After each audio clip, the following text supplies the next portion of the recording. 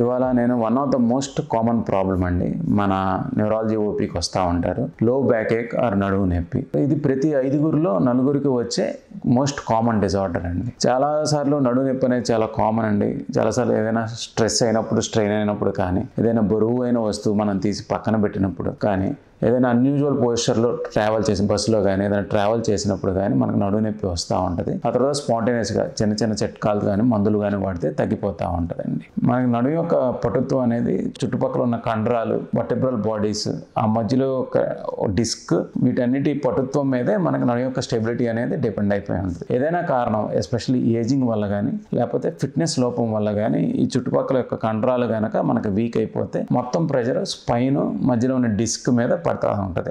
ఒకవేళ ఈ ప్రెషర్ తట్టుకోలేక డిస్క్ కనుక హెర్నియేట్ అయ్యి మనకి సయాటిక్ నర్వ్ మీద కనుక కంప్రెషన్ వస్తే మనకి ఈ సిమ్టమ్స్ వస్తాయి, రేడియేటింగ్ పెయిన్ వస్తుంది. దీన్నే మనం సయాటికా అని అంటాం.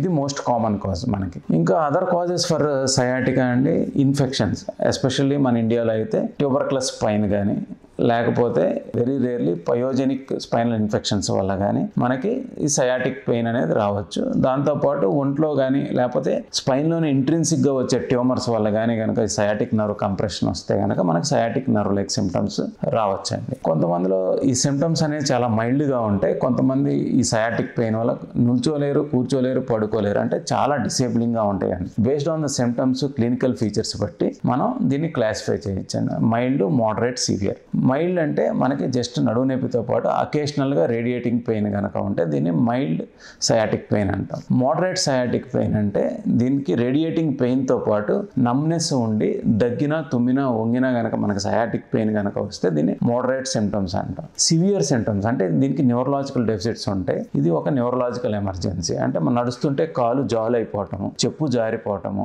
కాలు పటుత్వం లేకుండా ఉండటం అనేది జరుగుతూ ఉంటుంది. దాంతోపాటు కొంతమందికి బ్లాడర్ సిమ్టమ్స్ అంటే యూరిన్ కంట్రోల్ తప్పడం కూడా జరుగుతూ ఉంటుంది. ఇటువంటి సిమ్టమ్స్ కనుకుంటే దీన్ని సివియర్ సయాటిక్ పెయిన్ అంటాం. దీన్ని మాత్రం వెంటనే మనం మెడికల్ అటెన్షన్ అనేది చాలా అవసరం అండి. Sciatic pain based on the symptoms చూస్తూ ఉంటామండి. వెరీ మైల్డ్ అంటే విత్ ఇన్ ఏ వీక్ వచ్చి సింపుల్ సిమ్టమ్స్ కనుకుంటే మనం మెడికేషన్, ఫిజియోథెరపీతో మనం క్యూర్ చేయొచ్చు. అలా కాకుండా మోడరేట్ టు సివియర్, దాంతోపాటు అసోసియేటెడ్ సిమ్టమ్స్ బట్టి అంటే వీక్నెస్ ఉండి, నమ్నెస్ ఉండి, ఏదైనా న్యూరలాజికల్ డెఫిసిట్ ఉంటే వెంటనే మనం సయాటిక్ పెయిన్ గురించి మనం ఇన్వెస్టిగేట్ చేసి దాని కాజ్ అనేది మనం డిటర్మైన్ చేసి వెంటనే వైద్యం చేసుకోవాలండి. నడుము నొప్పికి మనకి చాలా కారణాలు ఉంటాయండి. అంటే మనం ఎటువంటి పట్టించుకోని అవసరం లేని నుంచి వెరీ సివియర్ ప్రాబ్లం వరకు దీన్ని వేరీ అవుతూ ఉంటుంది. ఎప్పుడైతే మనకి సివియర్ సిమ్టమ్స్ కనుక కనపడి దీనివల్ల మనకి లైఫ్ స్టైల్ కనుక డిసేబిలిటీ ఉంటే వెంటనే మనకు న్యూరలాజికల్ అటెన్షన్ అనేది అవసరం. దాంతోపాటు సరైన ఇన్వెస్టిగేషన్స్, థెరపీ చేసుకుంటే చాలా మందికి ఈ సయాటిక్ పెయిన్ కానీ నడుము నొప్పి కానీ మనం రిలీవ్ చేయగలుగుతాం.